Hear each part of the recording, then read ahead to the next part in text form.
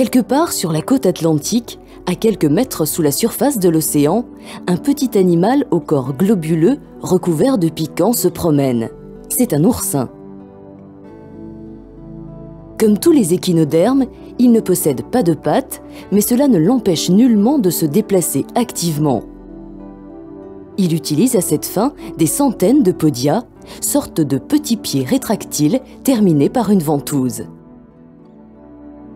Avec les premiers jours du printemps débute l'époque de la reproduction.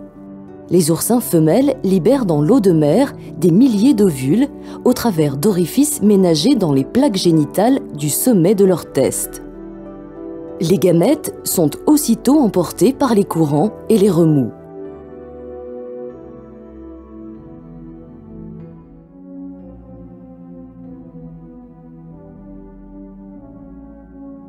Chez certaines espèces, le rapprochement des cellules sexuelles est facilité par les ovules. En effet, ceci force le hasard en quelque sorte en libérant dans l'eau de mer une substance chimique qui attire les spermatozoïdes. L'union d'un spermatozoïde avec un ovule, la fécondation, prend peu de temps, quelques secondes en moyenne. Aussitôt, des granules situés à la périphérie de l'ovule sont libérés autour de celui-ci et provoquent l'apparition d'une enveloppe protectrice qui interdit à un deuxième spermatozoïde de répéter la fécondation. L'apparition d'un tube digestif, d'abord très rudimentaire, par invagination de cellules périphériques, marque l'étape de la gastrulation. Par la suite, le tube digestif se complète et permet à l'embryon de commencer à s'alimenter. Environ 3 jours après la fécondation, la morphologie de celui-ci devient typique.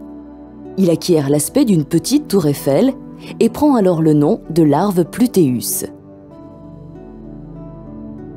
À ce stade, la larve appartient déjà au plancton marin. Dans son estomac, des centaines d'algues microscopiques ont été ingérées. L'animal acquiert une forme globuleuse dépourvue de bouche et d'anus. Les premières plaques de son futur test sont encore faiblement minéralisées, mais déjà bien visibles par transparence. Les piquants et les pédicellaires initiés pendant la vie larvaire sont eux aussi facilement identifiables.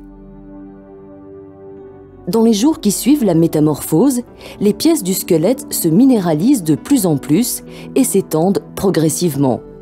Le tout jeune oursin grandit quelque peu, mais ce sont surtout ses piquants et filets qui s'allongent, lui donnant une apparence plus grande qu'elle ne l'est en réalité. Des piquants et des podia supplémentaires, apparus entre-temps, deviennent très actifs.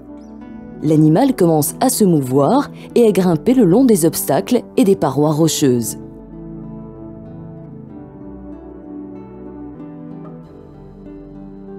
Le jeune oursin, qualifié à ce stade de juvénile, commence alors à s'alimenter d'algues fixées au substrat.